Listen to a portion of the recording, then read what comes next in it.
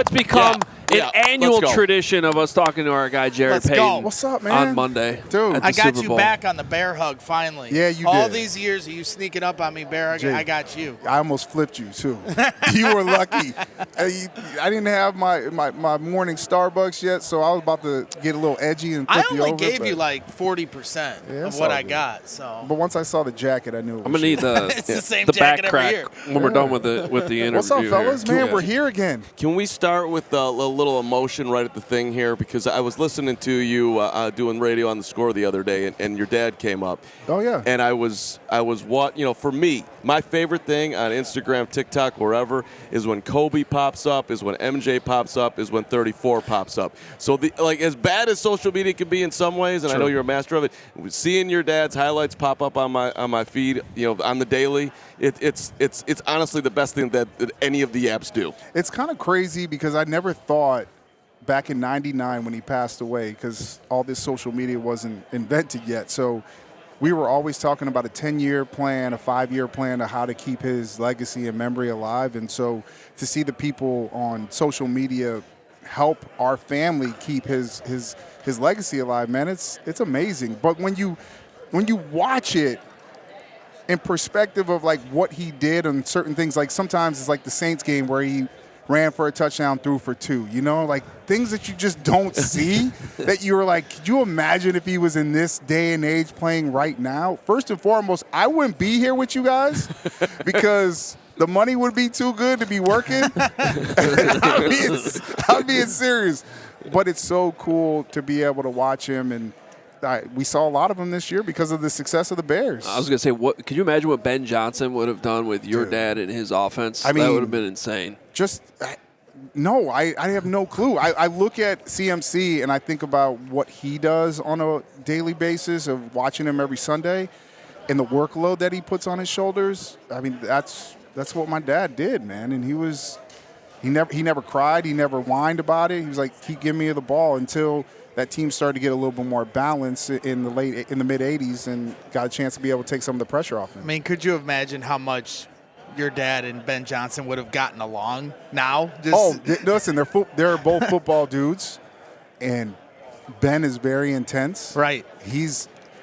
My dad was a psychopath when it came to football. Like, that's all he thought about. He trained. He ate it, he slept it, he drank it. That's all he wanted to do. That seems like Ben is just like that. So I think their relationship would be through the roof. So you're one of the most positive people I know on this earth. This guy over here is still crying about the Bears season being over. Stop. Will you give him a little pep talk here? Like, how much fun did you have this year watching the team? And make sure he appreciates it. Come on, man. Can I ask you a question? Yeah. Were you expecting? No. You weren't expecting it. So just enjoy it. I mean, I was the king of the house money thing all year. That's me too. But then once we got so close to the sun, it's like, and just to like, obviously knowing that we come here and the privilege and, to be able to do this and like to imagine seeing the banner, it's got the Patriots and Seahawks. Yeah. So like envision walking in here and the Bears are everywhere. Let me give you something. Dream. It's my dream. I never thought I'd have the dream of covering a Super Bowl. So now that it is a dream, it's something that is really hard to. The next 5 years, it's going to be a possibility. Maybe not just once, but maybe even twice being here. That's how I feel. I feel we're way ahead of schedule. I didn't see the success this past season coming as fast as it did. And looking at the roster, too, offensively, awesome. On the defensive side of the ball, I knew there were some holes and some issues there, but they still found a way. Even coming up to that last Sunday in Chicago against the Rams, the Bears defense played good enough for that team to 100%. win that game. They arguably played their best They played game their best all game year against the toughest offense they played. We talked about that. I was thinking they were going to have to score 30 points or more to be able to win that game. And that defense came out, held their end of the bargain. Offensively, you know how that goes. So sometimes. when we had you on Brick by Brick with Lance Briggs and Jerry Zuma, that was so much fun. Right, but that was for the first Bears-Packers matchup. Yeah. And you said before the game, why not us? Yes. And then they fell just short, right? Hey, hold on. Can we go back to that real quick? Yeah. That day started do you know my social, once that you guys whatever I said about something, boy, Packers fans were all in my DMs, hitting me up, mad at me. Yeah. So I was just hoping. I was like, dude, we got to find a way to – we're going to play this team twice. To see the first game to the second game, I don't know. And then the third game, the Bears-Packers in that small – time frame was just enough for me. That was like it's unbelievable. That was almost like a Super Bowl. Like, it was crazy. What was the time period? I cried. I legitimately. 3 weeks? With 3 games over what, a month, basically, between the two teams. It was 5 weeks tops. Like, that was just awesome. Think about that, dude. The second one was crazy. Crazy. Let's run through some guys. You think DJ's back here next year? Tough call, right? I think it's a tough call. Walter Payton, Man of the Year. Yeah, I think it's a tough call. I know you guys saw the interview I did with Antoine Randall. He just kind of spoke about not only just as a receiver, but what he means inside of that wide receiver room. It's a big deal.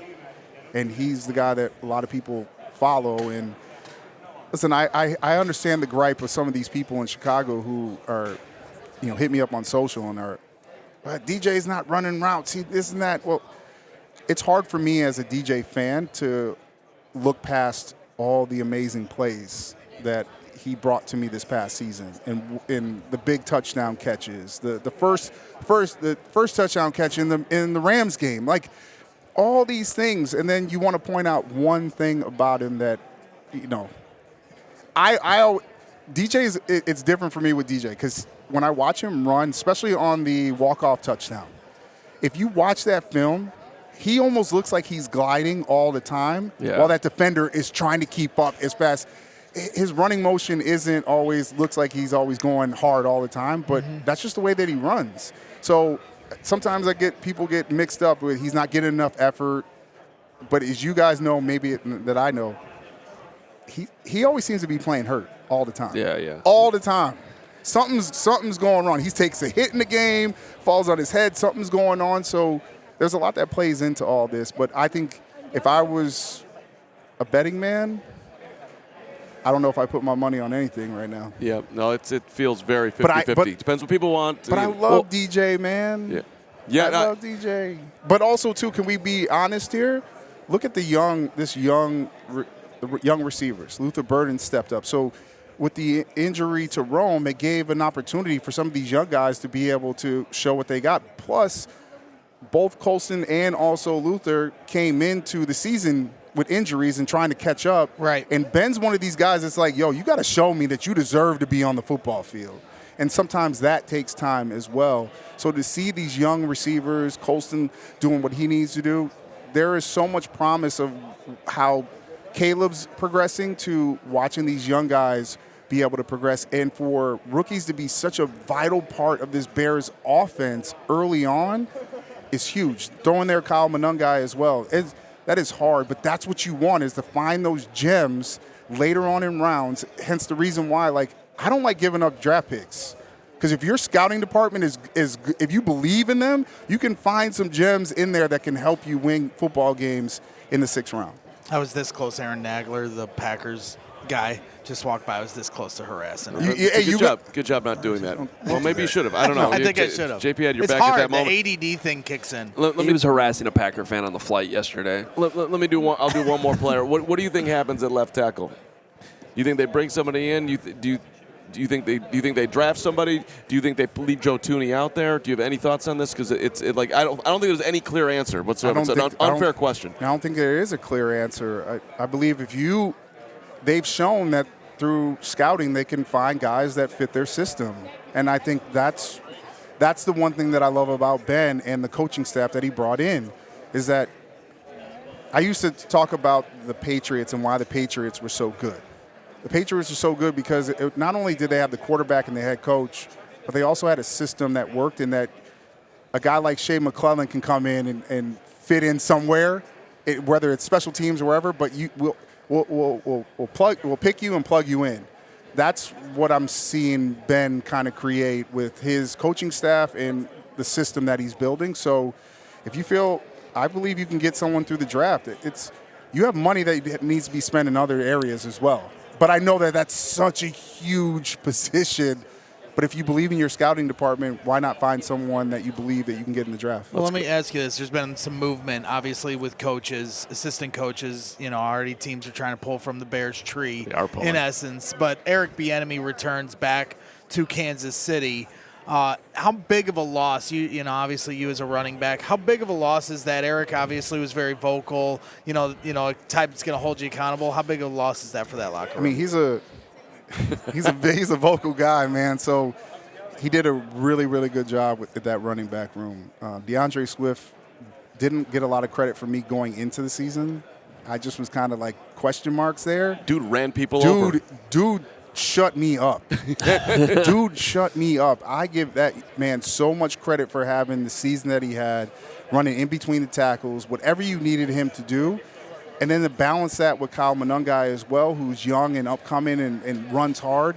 It's like that perfect balance of what Ben was looking for. And we were always talking about the situation he had in Detroit, right? And like he kind of found that. And I was like, man, it's such a big part of his offense as well. So, and that's where they had success. I'm going to say it's a big deal, but I don't know if it's that huge. And even with, you guys can tell me if I'm wrong, the Declan Doyle situation, like, he's not calling plays. Right. So, I mean. He was an elite nerd behind the scenes doing structure. Yeah, which he was doing structure, but he was learning as well. And I thought he should probably stay and learn a little bit more underneath Ben. But how do you pass up an opportunity to be able to go with Lamar Jackson? It's a great opportunity. It's a great opportunity for him. So I give him nothing but credit. I love the fact that my guy is still calling plays. Right. So, other guys are going to get plucked because you're winning, and the people want that success. Ben Johnson is a constant. I'm cool. I got one more question for you because I think this is. We got to let him go. I got like 6 more. I'm sorry. But you are as close to the McCaskey family as anybody, right? And I have been really tough on George McCaskey throughout the years as a fan. Don't be. Okay. Well, all I'm saying is I'm just admitting that as I set this up. But how much have you seen him change over the last few years? Because to me, I've seen a different George over the last few years, like bringing in Ryan Poles, bringing in Kevin Warren, the stadium standoff, the just across the board. Even they paid for all the Ubers before the game. Like there's just a lot of things like where George is. You said DeAndre Swift shut you up. George McCaskey's starting to shut me up. I love George with all my heart, man. That's probably one of the biggest reasons why I want the Bears to win. It's because of George.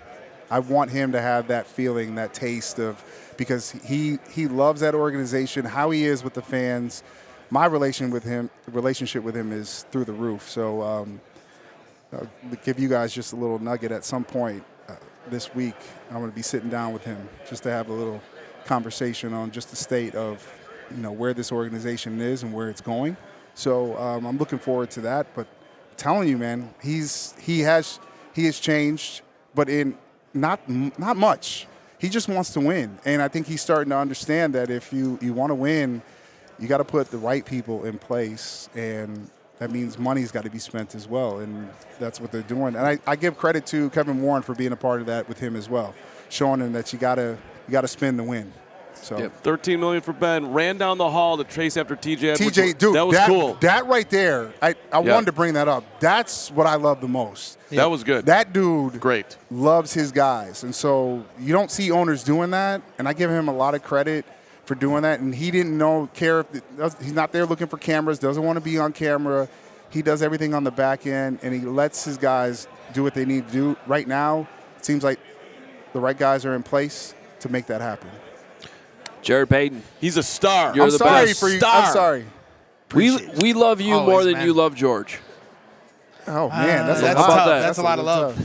You guys is love here? You once were like a weekend guy slumming with Hogue, slumming with Connor. Carm somehow popped in there, and now look at you. Like, a face. Where is CHGO? Dude, CHGO didn't even hit me up, man. Hook your boy up. I'm right here. You know what I'm saying? ISO cam. Put it on a clip. What are we doing? Hey, man, have fun. Have a great week. Appreciate you. See you.